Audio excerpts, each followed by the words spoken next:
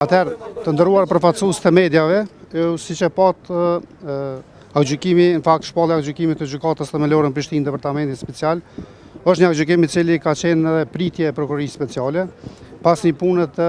madhe dhe të stërngarkuar nga ana e prokurorisë speciale, Policisë së Kosovës, departamenteve përkatëse të hetimit, Agjencisë Kosovare të Inteligjencës dhe gjitha agjencive të tjera ligjzbatuese, po ashtu edhe partive ndërkombëtare të cilët na kanë ndihmuar për ta zbardhur këtë rast në këtë gjykim. Prokuroria speciale natyrisht që nuk do të ndalet me kaq. Ju e dini se për prokurorinë speciale ky vendim është i mangë, përderisa nuk është edhe pjesa tjetër e përfshirë këtë akuzë me krye të akuzuarin këtë rast Milan Radojčić, por që prokuroria speciale do të bëjë gjitha përpjekjet që të njëjtat të sillen para organeve të drejtësisë. Ne realisht, siç e dini, javën e kaluar veç kemi arrestuar njërin prej pjesëmarrësve i cili dyshohet të ketë qenë në mënyrë direkte ose indirekte i përfshirë në këtë rast, por që edhe përpjekjet tona do të jenë maksimale që edhe pjesa tjetër që mendojnë që nuk janë tash për tash të kapshëm për organet e drejtësisë do të sillen shumë shpejt para organeve të drejtësisë.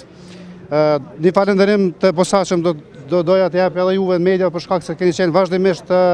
korrekt në lidhje me raportimin për këtë rast, sepse ky ka qenë një ndër rastet më komplekse që ka ndodhur pas luftës, me rasti i tillë i cili ka pas për pasojë vdekjen e policit, këtë rast rështerit Afrim Bonjaku, lëndimin e policëve të tjerë, terrorizimin e banorëve në atë pjesë si dhe tendenca e këtij grupi për me nda territorin e Republikës së Kosovës. Kjo realisht do të thonë ky aktgjykim i jep një mesazh shumë qartë gjithë atyre pa dallim. Pa dallim ose pa mbështetje politike që në rast të tentojnë të kryejnë vepra të tilla penale, do të marrin një dënim të merituar. Ne do të kërkojmë përmes ndihmës juridike ndërkombëtare që të njëjtit të arrestohen sikurse që është në fuqi flet arresti ndërkombëtar nga ana e Interpolit. Është çështje që Serbia sigurisht do të bashkëpunojë, sepse drejtësia nuk ka të bëjë fare me këtë rast me politikën. Drejtësia nuk ka kompromis me këtë rast me drejtësinë. Gjithë ata të cilët